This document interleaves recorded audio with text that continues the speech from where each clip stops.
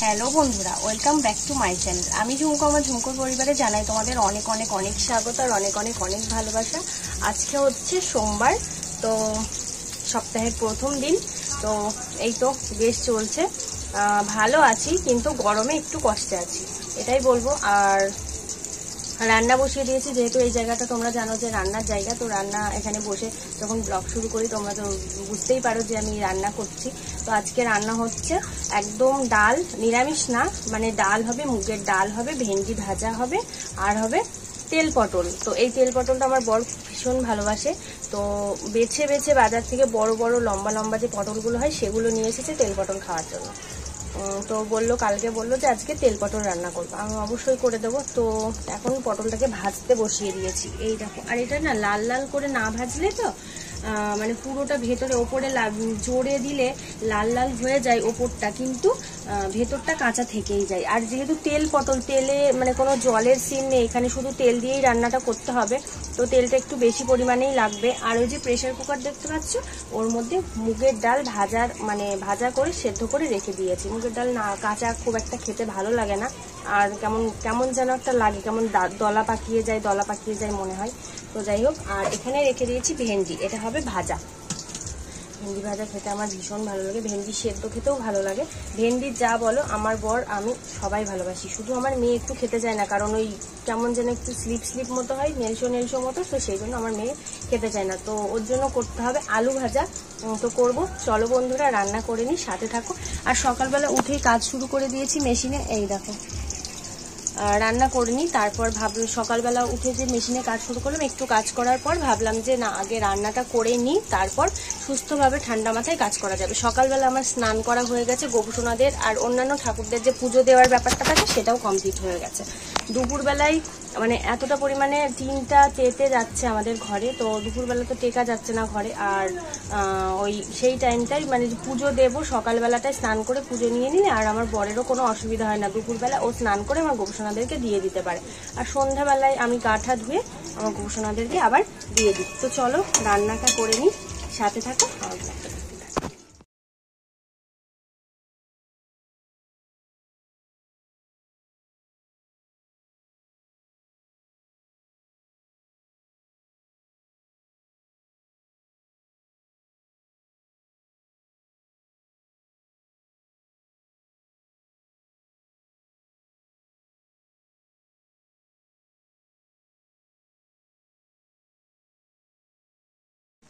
তেল পটল কাকে বলে দেখো বন্ধুরা, তেল একদম উপরে ভেসে ভেসে আছে। আমার তরকারিটা হয়ে গেছে, কি করে বুঝতে হবে বলো তো? যখনই কড়াই থেকে পুরোটা ছেড়ে যাবে তখনই ভাবতে হবে তরকারিটা হয়ে গেছে। এই যে, তো বেশ আমার তরকারিটা হয়ে গেছে। একটু দিয়ে দিয়েছি গরম মশলা না, মিট মশলা ছিল ঘরে, তো একটু দিয়ে দিয়েছি মিট মশলা, তারপরে নামিয়ে নিয়েছি। দুর্দান্ত টেস্ট হয়েছে। একটুখানি লবণ কম হয়েছিল, তারপর আমি আবার একটু লবণ অ্যাড করে দিলাম। তো দেখতে কেমন হয়েছে? দেখতে কাঁচা লঙ্কা দিয়ে করেছি, তো এই গরমের মধ্যে যদি শুকনো লঙ্কা যাই সকালবেলা খুব অসুবিধা হয় তাহলে। তো যাই হোক, পরের দিন সকালবেলা জ্বালা পোড়ার থেকে বাঁচতে কাঁচা লঙ্কা দিয়েই তরকারিটা করলাম, যে কালার না আসুক, খেতে টেস্ট হলেই হবে। তো কেমন লাগছে দেখো, এক জায়গায় উঠে চলে আসছে। চলো তাড়াতাড়ি নামিয়ে নিই তরকারিটা। কি কি রান্না হয়েছে সেটা তোমাদের এক ঝলক দেখিয়ে দিই। তো এখানে রয়েছে তেল পটল, সব থেকে স্পেশাল মেনু আমার বরের জন্য। আর এখানে রয়েছে ভেন্ডি ভাজা, এটা তো স্পেশাল আমার জন্য, ঠিক আছে? ও ভালোবাসলেও খুব একটা বেশি ভালোবাসে না, তো আমি তো ভীষণ ভালোবাসি ভেন্ডি। তো যাই হোক, এই যে এখানে রয়েছে আমার স্পেশাল মেনু, এখানে রয়েছে আমার বরের স্পেশাল মেনু দুটো, আর এখানে রয়েছে মুগের ডাল। একটু নাড়াচাড়া করে দেখাই। মুগের ডাল দিয়ে খাবা না? এই যে তুমি বললে ডিম পোচ দিয়ে খাবা, তো ডিম পোচই তো বসিয়েছি। এখানে বেড়ে নিয়েছি মেয়ের ভাত, আর এই যে রয়েছে আমাদের ভাত। তো চলো, আর এখানে হচ্ছে মেয়ের ডিমের পোচ। তো এখানে লেগে গেছে ওই যে ভেন্ডি ভাজা। খুব বেশি কথা বলছো তুমি। শুধু দিয়ে মানে শুধু ডিম পোচ দিয়ে খেলে হবে না। গুড ইভিনিং বন্ধুরা, এখন বাজে সন্ধে 6:37। আর এখন আমি আবার তোমাদের সামনে চলে আসলাম। সারাদিন তোমাদের সামনে আর আসতে পারিনি, মেশিনের কাজ করেছি। কি কি কাজ করেছি সেটা তোমাদেরকে এক ঝলক দেখাবো। আর গেছিলাম আমি বাজার করতে সোমবার আর বৃহস্পতিবার, যেহেতু আমাদের এখানে হাটবার, তো সেই জন্য গেছিলাম। আর এই যে ব্লাউজের কাজ দেখতে পাচ্ছি, এইগুলোর জন্য তোমাদের সাথে আমি কথা বলতে পারি না। এই যে ব্লাউজের কাজ করেছি সারাদিন। ব্লাউজের কাজ যখন করেছি আর কি কি দেখাবো বলো তোমাদের। যাই হোক, আর হাট করে নিয়ে আসলাম, এই যে বাজার করে নিয়ে আসলাম। কি কি বাজার করে নিয়ে আসলাম সেটাও তোমাদেরকে দেখাবো। তার আগে দেখে নাও, আমার শরীরটা একটু খারাপ, তো আমার মেয়ে দিয়ে দেখো গৌসোনাদেরকে স্মরণে দিচ্ছে। সকালবেলার পুজোও করেছে আমার মেয়ে। আসতে মা। এবার কি বলতো, ছোট তো এখনো সেরকম পারে না। কি ভিজে গেছে মা? দাঁড়াও দাঁড়াও বন্ধুরা, আমি ওকে দেখিয়ে দিই, তারপর আসছি। আমার ফ্রিজটা অনেক দিন গোছানো হয়নি, তো একদম অগোছালো হয়ে পড়ে রয়েছে। যার মধ্যে যেটা রয়েছে তার মধ্যে সেটাই রয়েছে। এই যে সবজির মধ্যে দেখো, সবজির এগুলো পরিষ্কার করতে হবে, ফ্রিজটাও পরিষ্কার করতে হবে, অনেকটা নোংরা হয়ে গেছে। তো চলো যাই, সবজিগুলোকে ঢেলে নিই। কি কি নিয়ে এসেছি তোমাদেরকে দেখাই। ওরে বাবা, দেখো এখানে নিয়ে এসেছি শাক। এই যে ছোট ছোট যে সাদা লাল যে শাকগুলো হয় সেগুলো। এখানে রয়েছে পাঁচফোড়ন, হলুদ, আর রয়েছে জিরে। আর এই যে ব্যাগের মধ্যে ঢেলে নিই, হ্যাঁ তারপর দেখাচ্ছি তোমাদেরকে। তো দেখো বন্ধুরা, এই হচ্ছে আমার বাজার। এখানে রয়েছে কাটাপোনা মাছ, এই যে। তো ফ্রিজে রাখবো, এখনই ধোবো না, সকালবেলা বরফ ছাড়িয়ে একবারে ধুয়ে নেবো। এখন ডিপ ফ্রিজে এখন ভরে দেবো। আর এখানে রয়েছে একটু চিংড়ি মাছ, এঁচড় দিয়ে করব বলে।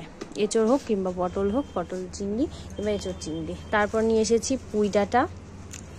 তারপর এখানে রয়েছে এই যে মিষ্টি কুমড়ো, লঙ্কা, ভেন্ডি, ঢ্যাঁড়স, আলু 30 টাকা কেজি, 28-30। টমেটো, ছোট টমেটো নিয়ে এসেছি। পেঁয়াজ নিয়ে এসেছি, পটল, উচ্ছে, বেগুন, আদা, শাক, পুঁই শাক, সজনের ডাঁটা। ব্যাস, এই হচ্ছে বাজার। এখানে রয়েছে 400 টাকার বাজার। দেখো, দেখে মনে হচ্ছে যেখানে 400 টাকার মাছ রয়েছে। এখানে মাছ না, সরি, সবজি বাজার দিয়ে আর মাছ দিয়ে 400 টাকার বাজার। এখানে মাছ 150 টাকার, 150 না 160 টাকার মাছ। এটা হলো 100 টাকা। এর মধ্যে রয়েছে কাটাপোনা মাছ আর একটুখানি ডিম রয়েছে। আমার মেয়ে বললো একটু মা ভাজা করে দেবা, তো ওর জন্য রয়েছে একটু ডিম আর মাছ রয়েছে। আর এখানে রয়েছে চিংড়ি মাছ 60 টাকার। তো 160 টাকার মাছ। আর এই হচ্ছে বাদবাকি টাকার বাজার। ঠিক আছে, তো চলো বন্ধুরা, আমি গুছিয়ে এর মধ্যে রাখি, রেখে ফ্রিজে চালান করি। না আমার যা ঘর গরম, তাতে পুরো একদম পুড়ে একদম শুটকি হয়ে যাবে। তো চলো সাথে থাকো, ব্লগটা দেখতে থাকো।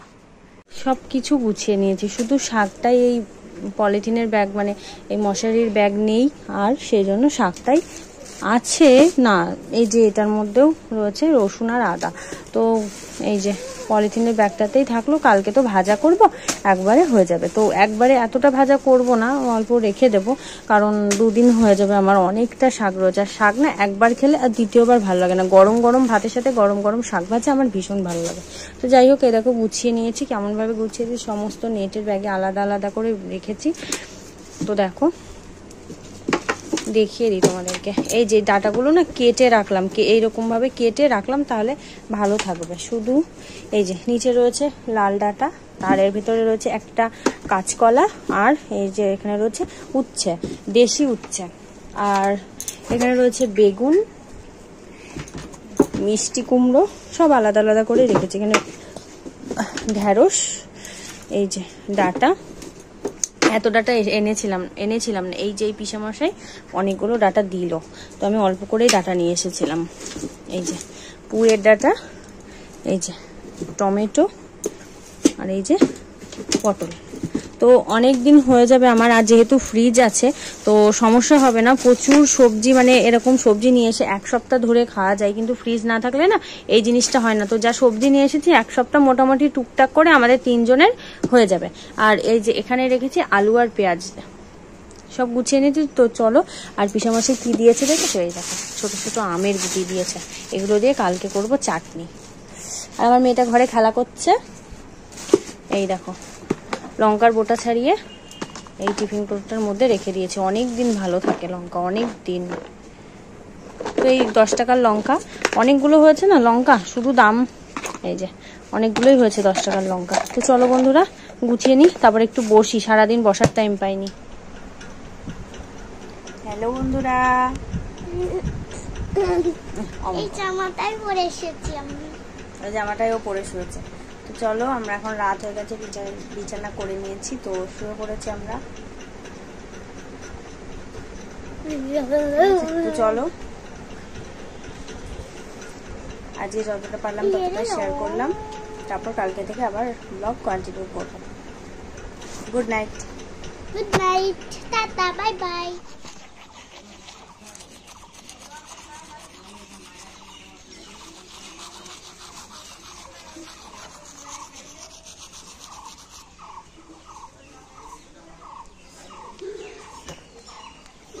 সকালবেলা ঘুম থেকে উঠে পড়েছি, উঠে পড়ে সমস্ত কাজকর্ম করে নিয়েছি, তাকে পছন্দ মুছে নিয়েছি। তারপর এখন দাঁত মাজতে চলে আসলাম। এই জায়গাটা এখন যে ছায়াটা আছে না, একটু পরে আর তা থাকবে না। গাছপালাগুলো শুকিয়ে কি অবস্থা হয়েছে তোমাদেরকে ব্যাক ক্যামেরায় দেখো। তুলসী গাছগুলো দেখো শুকিয়ে কি অবস্থা হয়ে গেছে, এক ফোঁটা বৃষ্টি নেই। আর এই গাছটা তো জল দিচ্ছি, তবু সেই জলে কি আর হয়, যেহেতু টবে লাগানো রয়েছে, প্রতিদিন জল দেয় আমার বর, তো তবুও কিছু হয় না।